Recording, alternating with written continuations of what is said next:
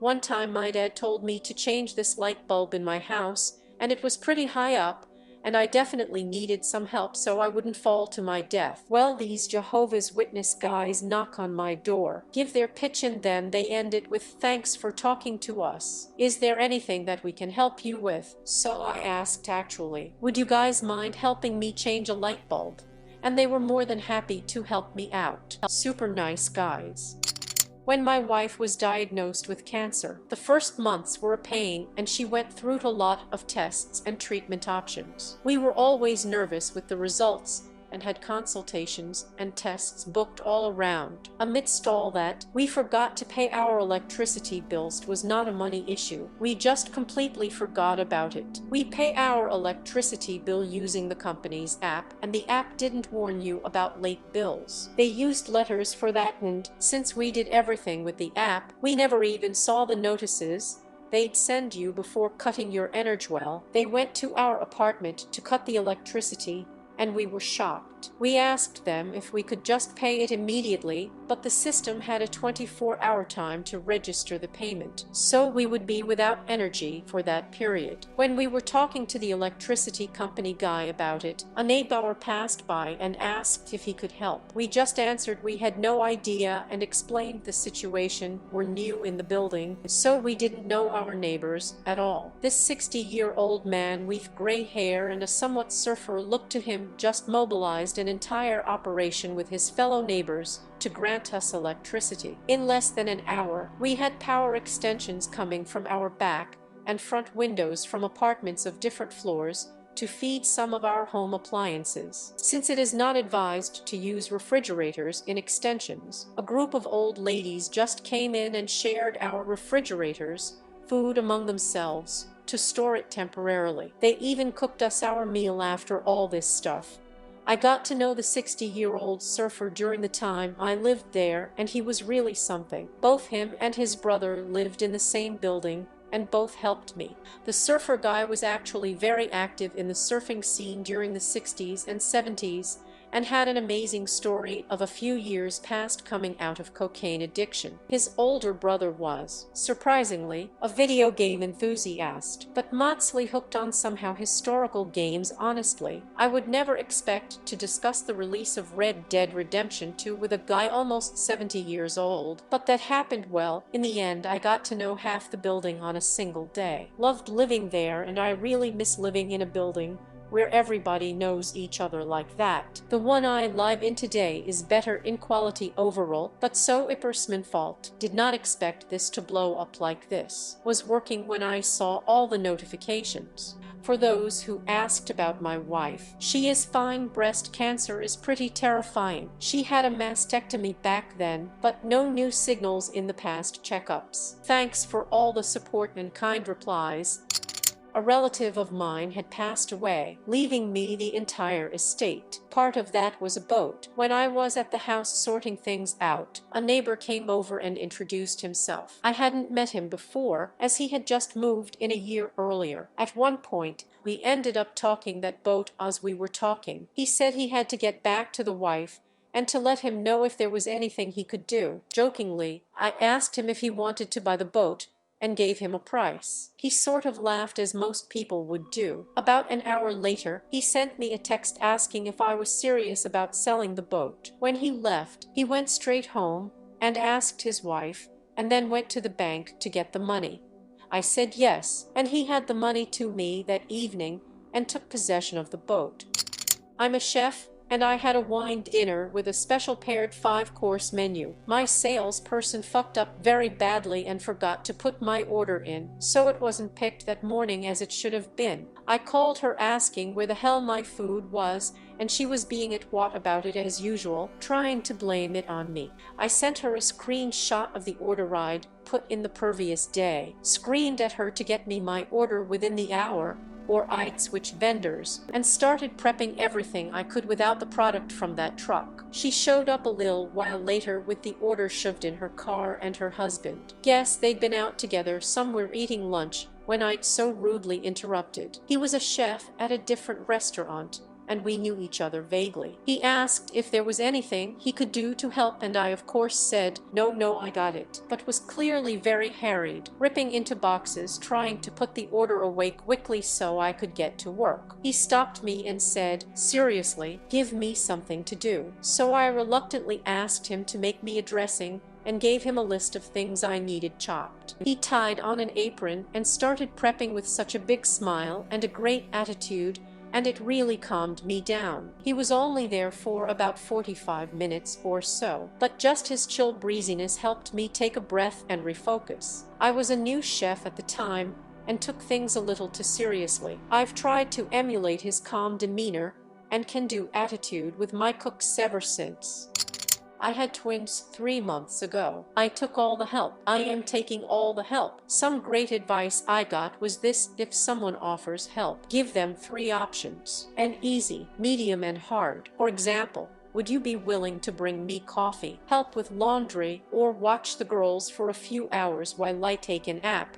That way, they choose and you don't feel like you are putting them out. It's been amazing. People genuinely love being there for others, and realizing I can take help has been a huge area of growth for me. A friend of mine and I worked in the same office for years and years. We didn't really start out as friends, just sort of talked outside while smoking on our breaks. Her boyfriend died in a fire that destroyed their home, and she turned into a single mother of a baby overnight. Without mentioning it to her, I started asking around for clothing and items she would need immediately to help take care of her baby. A lot of people donated stuff, and when I gave her the boxes, she teared up. After that, I decided to bring in more than I would actually eat for lunch and would casually tell her, "I'm full. You want the other half of my sandwich?" Eventually, she caught on and thanked me. I was of the mind that if I was in a position to help, I would. Never really expected anything in return. I just knew things were tight, and she made sure he kid had something to eat even if she had to skip meals. So, yeah. Fast forward a few years, and the company we're working for starts laying people off. She had already left and found employment elsewhere. I decided to file for disability after being diagnosed with a handful of issues that made working rather painful and difficult, and my severance had run out. She found out and made it a point to randomly stop by and drop off cigarettes or a few groceries she knew I would need. She told me I'd helped her at her lowest. She was just returning the favor to me. That's what true friendship is. You help when you can, and accept help when you need it. There shouldn't be any shame in that sort of give and take. Well, the awards are unexpected and appreciated. Thank you, AskReddit, too, for those asking. I'm in a better place now and doing well. Filing for disability has been an eye-opening experience, to say the least. Lol. My friend and I don't talk every day, but we're still always there for each other when needed. My wife and I moved into a new apartment when she was about 6 months pregnant, having shared a fully furnished house with her brother and his wife before this. We had all the usual help from friends and family lugging all of our stuff up to flights of stairs, and we had managed to set up essentials like a couple of camping chairs and a bed on the first day. They left us to ourselves to finish the remainder of the unpacking, and we had almost no food and no proper furniture, so I had plans for massive shopping trips to stock our kitchen and new living space in the coming days. Next day, while I worked in packing and reorganizing our new space, my wife came out of the bathroom totally pale and said we need to go now. She was bleeding substantially, and the doctor confirmed she was already significantly dilated, and the baby was coming whether we were ready or not.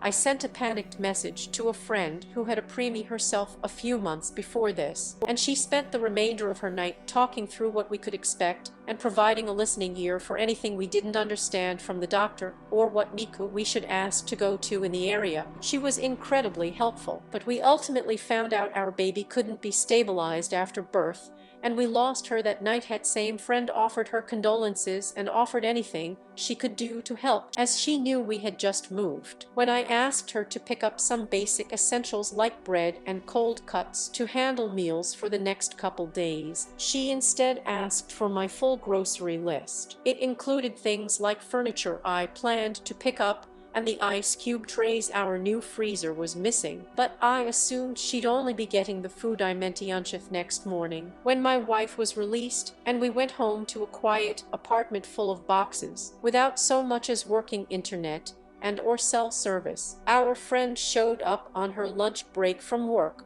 with a full car. Bags were literally tumbling out of her back seat. When she opened the door, she purchased everything on our list, from the food to the ice cube trays to a coffee table I had been looking at. She threw in extra stuff that she knew we'd need too, like fresh fruits and vegetables, so we didn't feel the need to eat like crap in the midst of our morning. She didn't want me to find out, but she forgot the receipt in one of the bags, and I saw that she spent hundreds of dollars on everything. We were completely overcome by her actions. I managed to wait until after she left, but I absolutely sobbed. I had never seen such generosity from a friend, and she would hardly let us say anything more than a simple thank you. To this day, I have never felt such appreciation and compassion from another person, and I carry that great fignules with me anytime I find myself depressed about everything else that happened during that time. All of the time. I do favors for people and people do favors for me. It works so nice. The trick is to tell that to people yourself, and when they take you up on it. Deliver. Last time I needed help and reached out when I bought a giant IKEA closet and the cellar, and I realized that there is no way we can take it apart and load it into the movie truck in the time window we had. Called a buddy I rarely meet in person. We text a lot and send memes. That's it. Called him up, said sleazy, "Can you help me with a closet real quick?" I'm at address. Just answered, "Sure." Drove 35 minutes. Helped for 10-15 minutes. Had a beer and drove back home.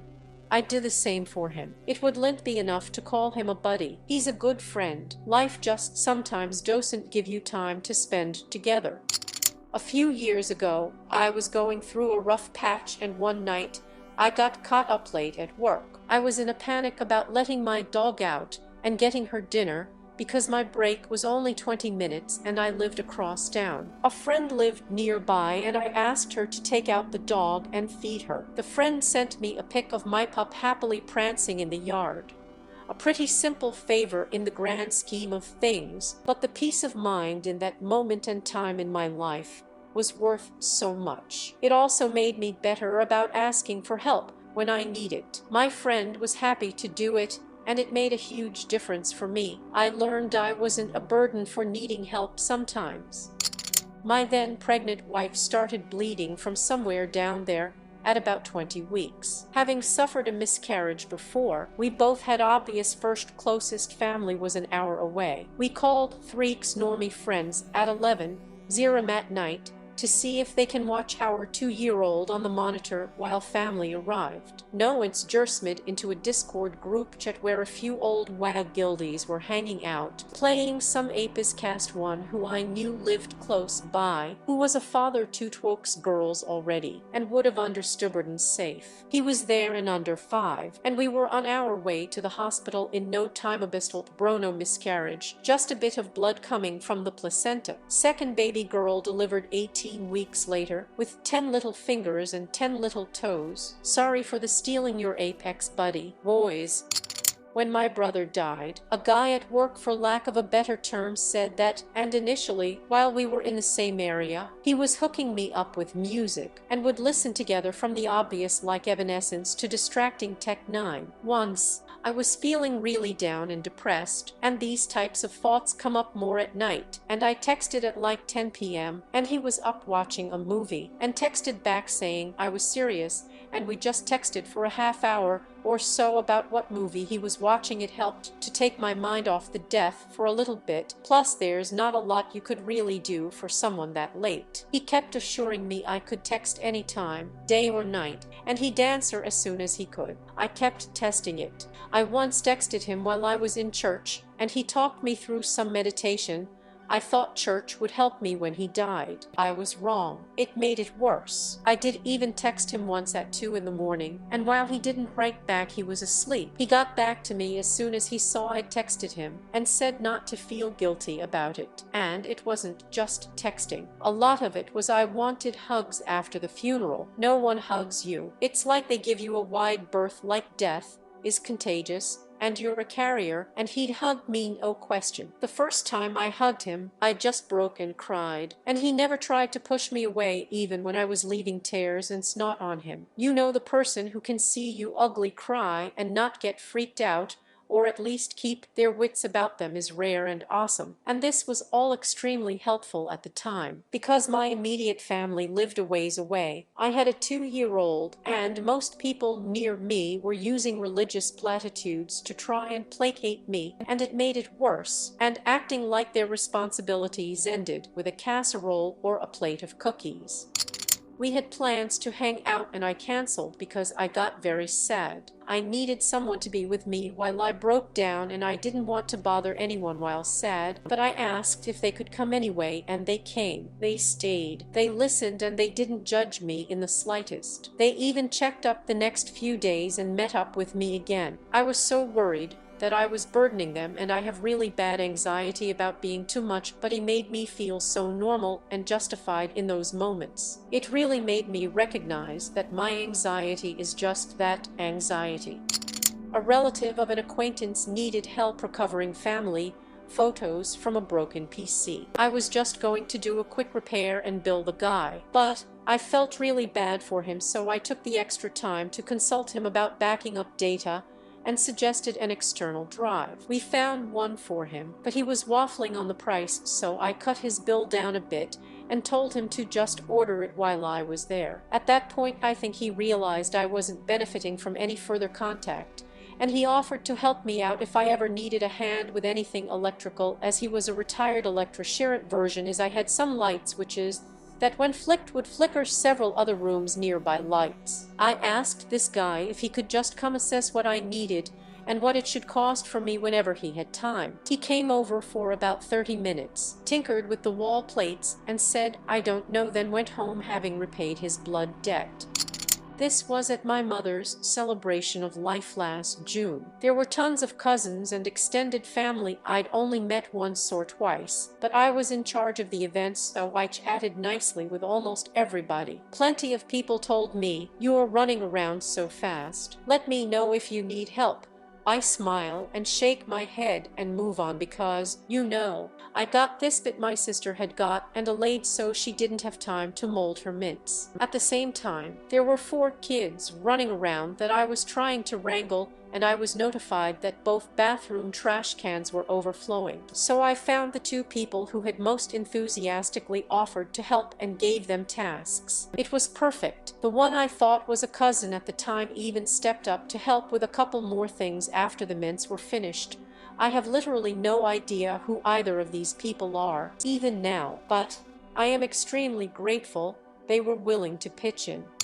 Close buddy went on to my Facebook and blocked my ex, removed all pictures for rasts of us, changed my profile picture, all that good stuff. I had to get rabies shots once after being bitten by a dog on a hiking trail. I didn't react well and felt like I had a bad cold for a few weeks. I told my boss that that's why I seemed less energetic, and she told me to let her know if there was anything she could do. I asked if I could head home early because I wasn't feeling well, and she sternly said that's not what I meant. On to know why she even bothered offering to help if she wouldn't let me go a couple hours early.